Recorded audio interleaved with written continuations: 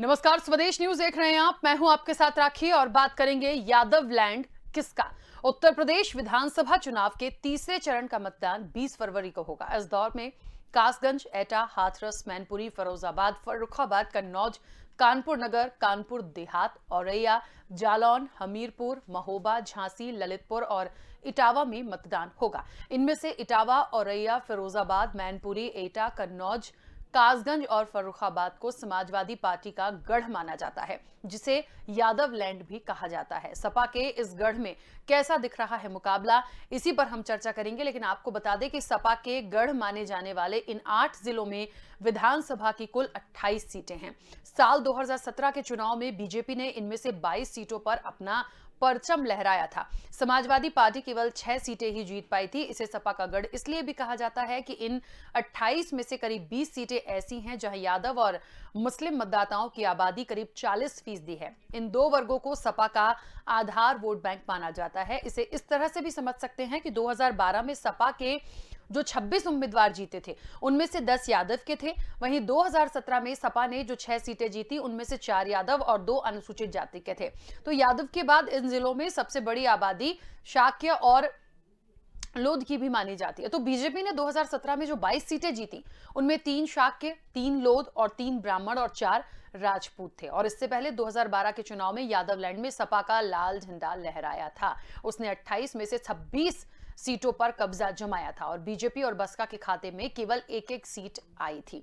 तो कुल मिलाकर यदि देखा जाए तो क्या 2012 की जो चीजें थी वो दोहराई जाएंगी, 2017 में जो चीजें थी क्या वो दोहराई जाएंगी, या फिर ना 12 चलेगा ना 17 चलेगा। 2000 मुझे लगता है हम 22 में बैठे हैं, तो आखिरकार इस बार में क्या होगा? क्या कोई और, या समाजवादी पार्टी की वापसी, या फिर भारतीय जनता पार्टी बरकरार रहेगी? ये बहुत बड़ा सवाल है। देखिए, और मैं फिर बोल रही हूं शुरू से कि जातिगत समीकरण बहुत प्रभाव डालते हैं और उसके साथ साथ मुद्दे भी।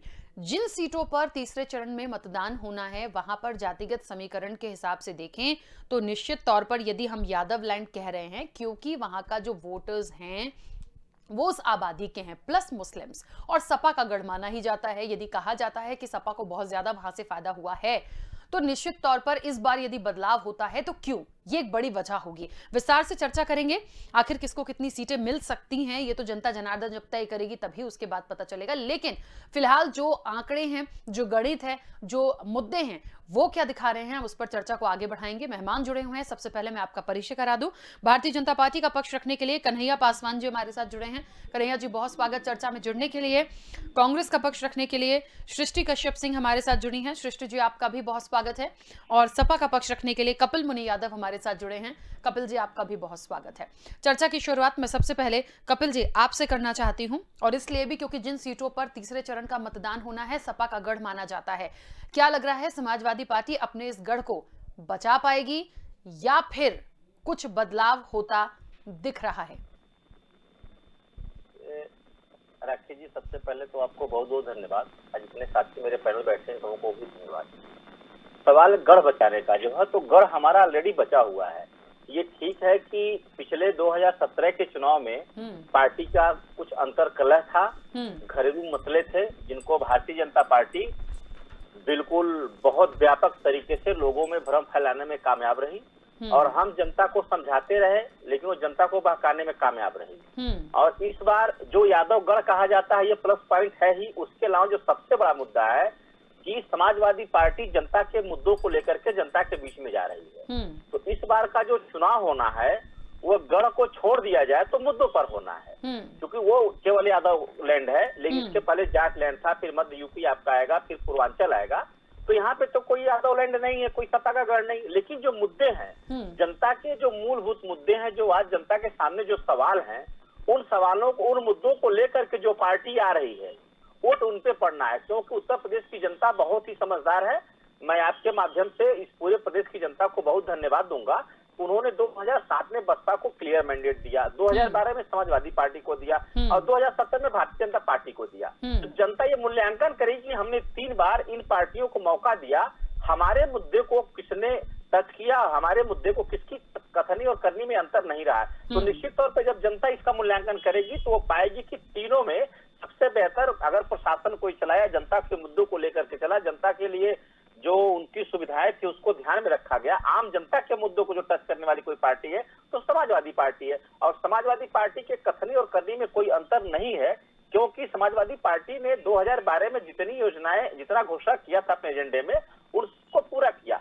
बल्कि जब वो एजेंडा पूरा हो गया उसके बाद भी लखनऊ मेट्रो हमारे एजेंडे में नहीं था, लखनऊ आगरा एक्सप्रेसवे हमारे एजेंडे में नहीं था, लेकिन हमने दिया। तो जनता को ये भरोसा, हम जनता का भरोसा जीतने में कामयाब रहे हैं, तो जनता मुद्दों पे वोट करेगी इस बार। लेकिन धर्म की राजनीति अब नहीं चलने वाली है। भारतीय जनता पार्टी के जितने भी नेता हैं आज ये जा रहे हैं तो कह रहे हैं कि गोली चलाने वाले को जनता माफ नहीं करेगी। अरे आप 93 की बात कर रहे हैं, वो सदी दूसरी थी, ये सदी दूसरी है। साल साल में अंतर हो जाता है, ये तो सदी का अंतर हो गया है। आप उसको लेकर के आ रहे हैं, आप कह रहे भव्य राम मंदिर बन रहा है। देखिए, मंदिर एक आस्था का विषय है, आस्था पर वोट नहीं पड़ने वाला है। अब जनता रोजगार चाहती है, अपने लिए नौकरी चाहती है, सुशासन चाहती है, करप्शन नहीं चाहती है। अब जनता इनके जुमलों में नहीं आने वाली है।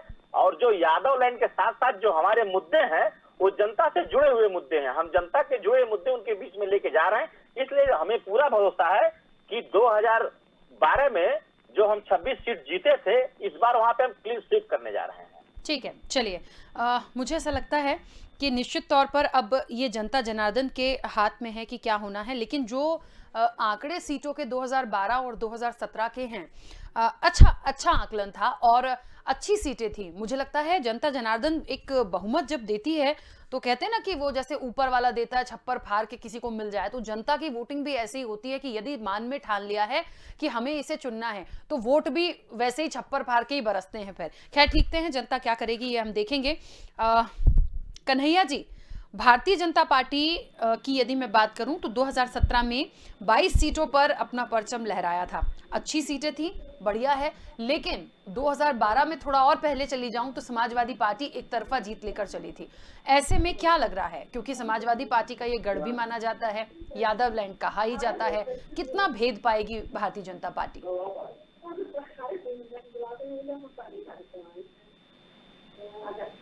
कन्हैया जी, मेरी आवाज पहुंच रही है आप तक?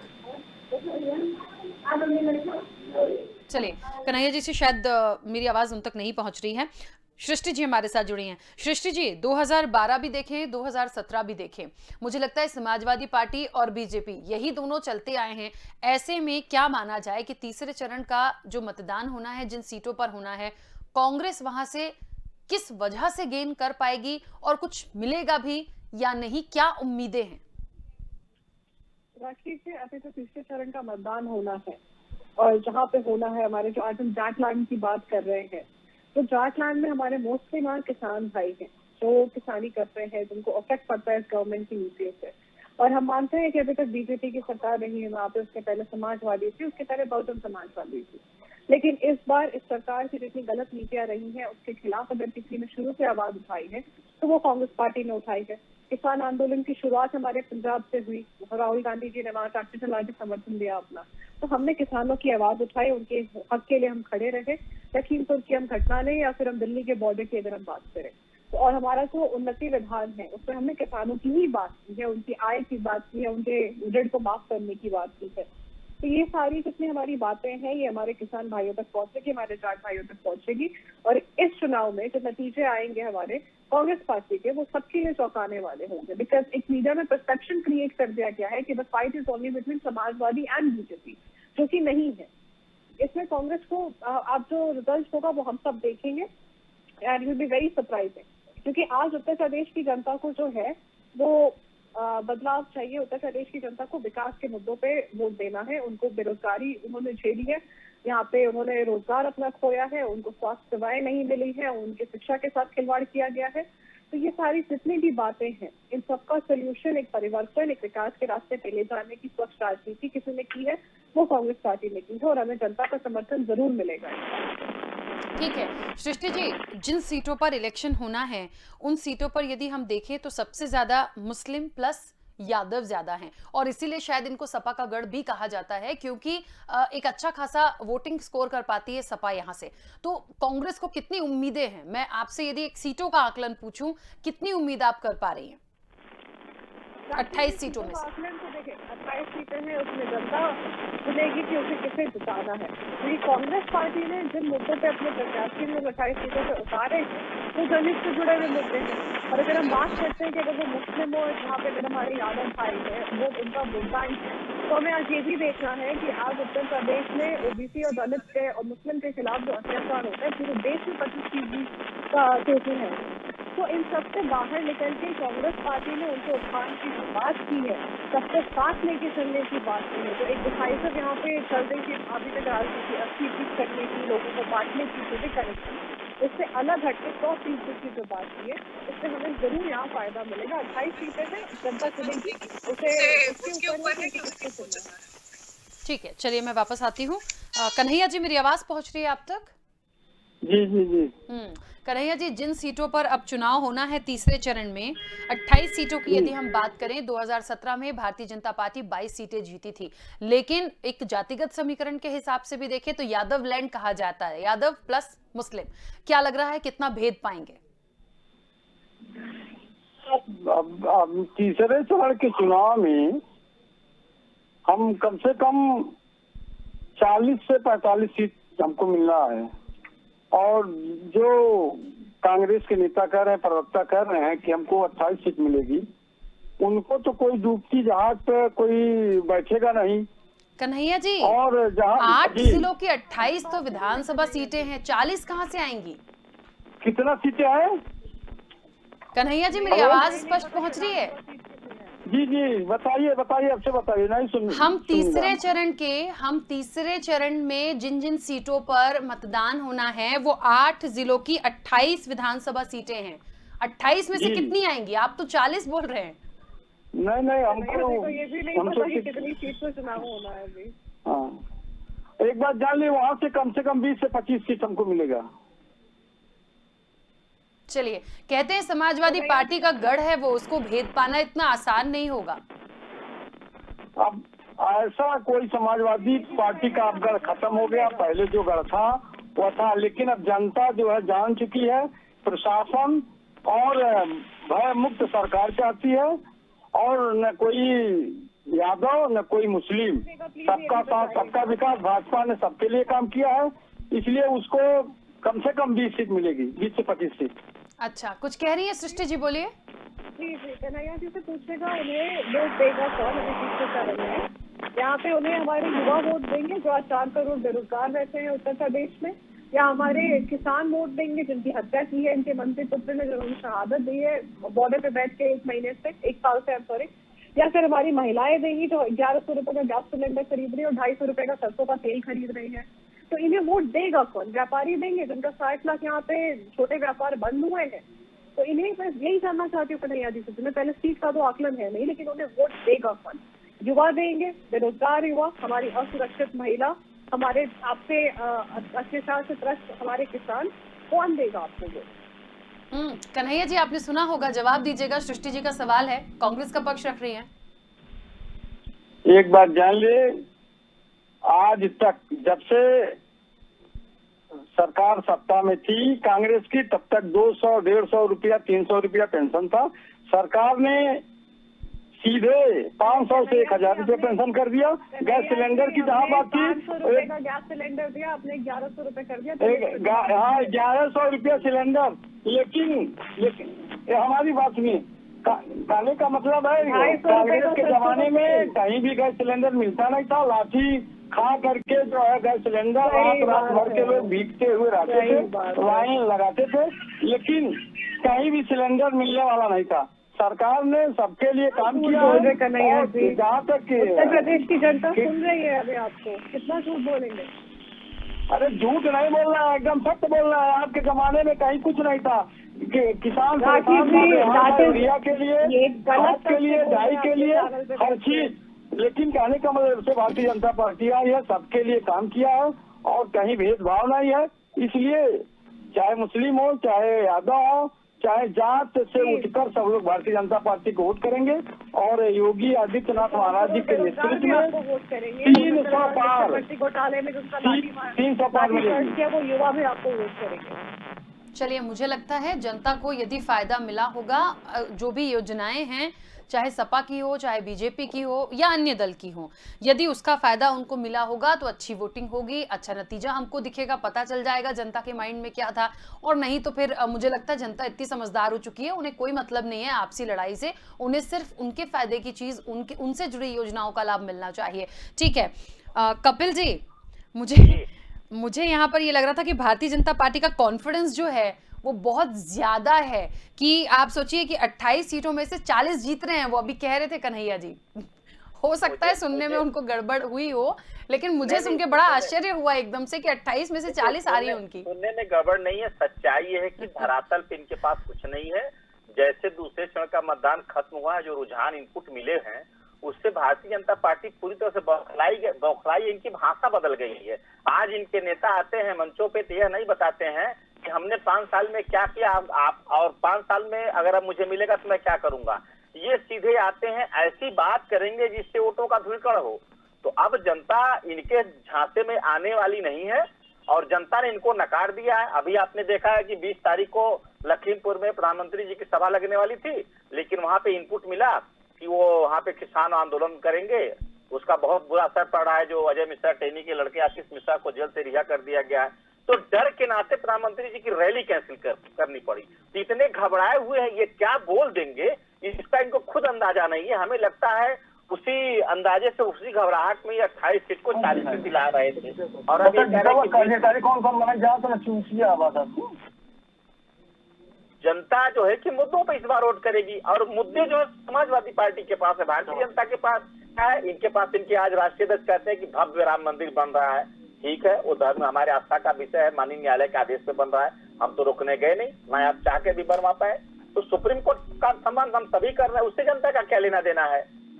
लेकिन इनके पास कोई मुद्दा नहीं है, मुद्दा विहीन हो चुके हैं। ये हताशा और निराशा में ये और इनके बड़े बड़े नेता, जो राष्ट्रीय स्तर के नेता, वो बयान दे रहे हैं। अब जनता इनके झांसे में आने वाली नहीं है और जनता 2022 में पूर्ण बहुमत की समाजवादी पार्टी और गठबंधन की सरकार बनाने जा रही है। चलिए, मुझे ऐसा लगता है कन्हैया जी, अब ये तो देखिए जनता जनार्दन के ऊपर है और किसका कितना कब्जा था ये भी पुरानी बात हो गई है। वर्तमान स्थितियों की यदि हम बात लेकर चलें तो हमने इन आने वाले समय में हम देखेंगे, लेकिन अभी का जो साल निकला है, मतलब आप 2017 के बाद आज हम 22 में पहुंच गए हैं और पूरा एक रिपोर्ट कार्ड तैयार होता है। जितनी योजनाएं आप 2017 का घोषणा पत्र ले लीजिए या अभी का घोषणा पत्र ले लीजिए, या इस बीच जितनी भी योजनाएं, परियोजनाएं जो भी उत्तर प्रदेश की अर्थव्यवस्था के लिए, उसके डेवलपमेंट के लिए की गई, जनता से जुड़ी हुई, जो सीधे सीधे जनता को कनेक्ट करती हैं, उन योजनाओं की बात कर लीजिए। कितना काम उस पे हो पाया है, ये बहुत ज़्यादा महत्वपूर्ण है। क्योंकि इसके अलावा बहुत, देखिए हमने कोविड भी देख लिया, बेरोजगारी भी देख ली और किसान आंदोलन भी देख लिया। तो मुझे लगता है बहुत सारे ऐसे पॉइंट्स हैं जिन पर पूरा मंथन जनता ने किया है और समझा है।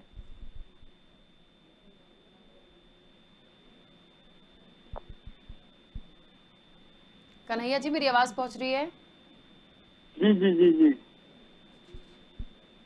देखिए, जो वो पहले कहे हम सुन नहीं पाए थे वो कि 40 में से 28 में 40 मिलेगा, उसके लिए हम उस भूल को स्वीकार कर रहे हैं, लेकिन हम सुन नहीं पाए थे, इसलिए हम कह दिए थे।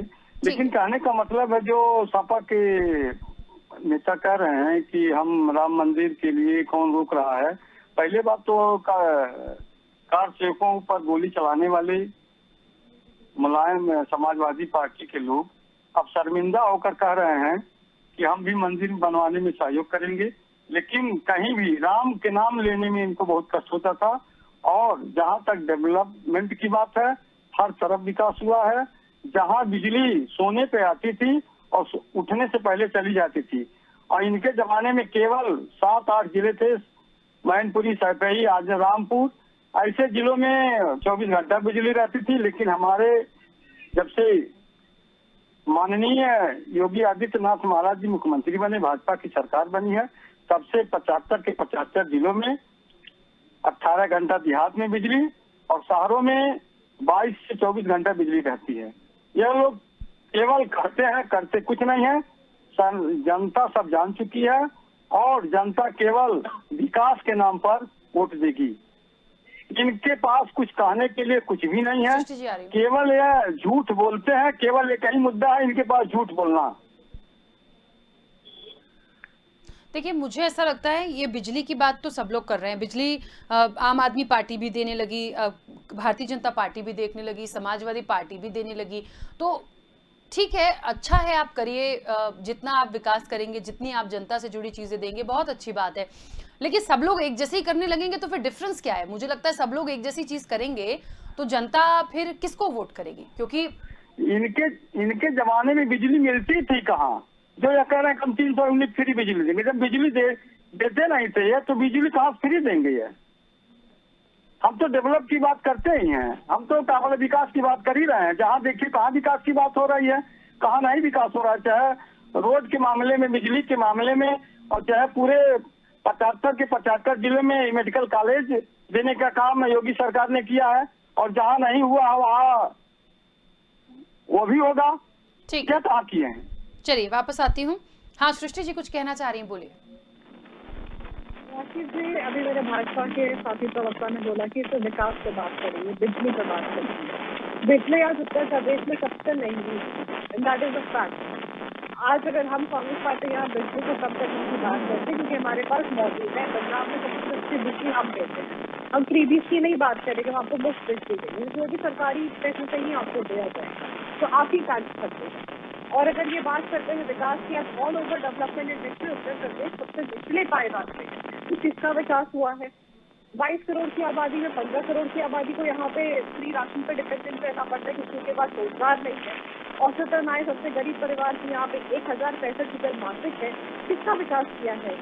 बता दें, अगर कांग्रेस पार्टी ने 27 करोड़ लोगों को बीपीएल से ऊपर उठाया, तो इसी सरकार ने उन्हें वापस बीपीएल की तरफ धकेल दिया।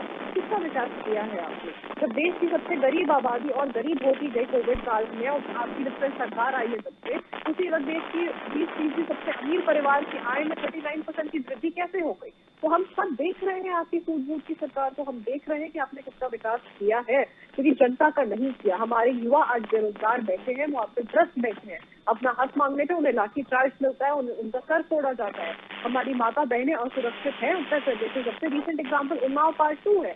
एक माँ वहाँ पे रोते रोते गई, पुलिस थाने कंप्लेन लिखा रहे, उसको पुलिस वाले, आप लॉ एंड ऑर्डर की बात करते हैं ना, पुलिस वाले ने एक रोती हुई माँ को वहाँ से भेज दिया वापस कि तुम्हारी बेटी भाग गई होगी।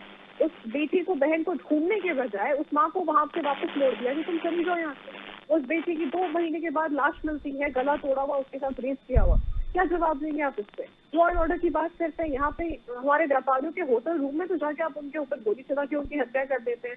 कौन सी लॉ एंड ऑर्डर, कौन सा ठोको नीति अपना के रखा है आपने?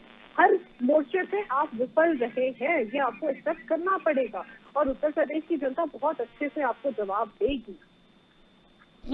कपिल जी अपनी बात रखिएगा। जी, मैं ये कह रहा हूँ, भारतीय जनता पार्टी के साथी का सिर्फ एक काम है, राम नाम जपना, पराया माल अपना। वो मैं क्यों कह रहा हूँ कि आजादी से लेके अब तक उत्तर प्रदेश में लगभग 89 के दौर तक कांग्रेस की सरकार रही। उसके बाद से बसपा की आई, सपा की आई, फिर भाजपा की आई, फिर बसपा, सपा, फिर भाजपा। तो अब तक जितने मेडिकल कॉलेज आजादी के बाद से लेकर उत्तर प्रदेश में अब तक जितने बने थे, इन्होंने सब पे अपना नाम लिखवा दिया, चाहे वो कांग्रेस के जमाने के बने हो, चाहे समाजवादी पार्टी के जमाने के बने हो। उसी तरह से बिजली की बात पे कर रहे हैं। मैं इसे पूछना चाहता हूं कि भारतीय जनता पार्टी ने 4 साल में कितने पावर प्लांट लगाए हैं? समाजवादी पार्टी की सरकार थी तो हमीरपुर में, ललितपुर में, झांसी में और रैया में हमने बिजली कारखाने लगाने का काम किया। सरकार जाते जाते हमारी सरकार चली गई 17 में, उसका लाभ देश की जनता को दे रहे हैं। ये इनके जमाने में बिजली आती नहीं थी, इन्हें जिले का नाम याद नहीं आता, ये जिलों के नाम पे सफाई का नाम गिना रहे हैं। इन्हें कोई जानकारी नहीं है, धरातल जानकारी सुनाते नहीं कि काम नहीं किए हैं। एक पावर प्लांट योगी जी ने अभी लगाया है यहाँ पे गाजियाबाद में, अभी उसका उन्होंने उद्घाटन किया है। तो ये दूसरे का नाम जो है कि जितना काम रहेगा फीता काटेंगे। केवल 5 साल इन्होंने यही किया। समाजवादी पार्टी की सरकार में जो हुए काम थे उसका इन्होंने फीता काटा और नाम बदला और रंग बदला। ये रंग बदलने वाली सरकार और नाम बदलने वाली जो सरकार 2012 से 17 से 22 तक चल रही है, इसको इस बार जनता ने बदलने का मन बना लिया है। रहा सवाल समाजवादी पार्टी का, तो समाजवादी पार्टी कथनी करने में कोई अंतर नहीं है। लॉ एंड ऑर्डर हर जगह फेल है, नौकरियां नहीं है। इन्होंने 8 वैकेंसियां निकाली पूरे 5 साल में, और 8 की 8 लीक हो गई। आज हम इससे पूछना चाहते हैं, कहते 4.5 लाख 5 लाख हमने नौकरियां दिया है, किस साइड पे नौकरी दिया, कहाँ किसको नौकरी मिली हुई है?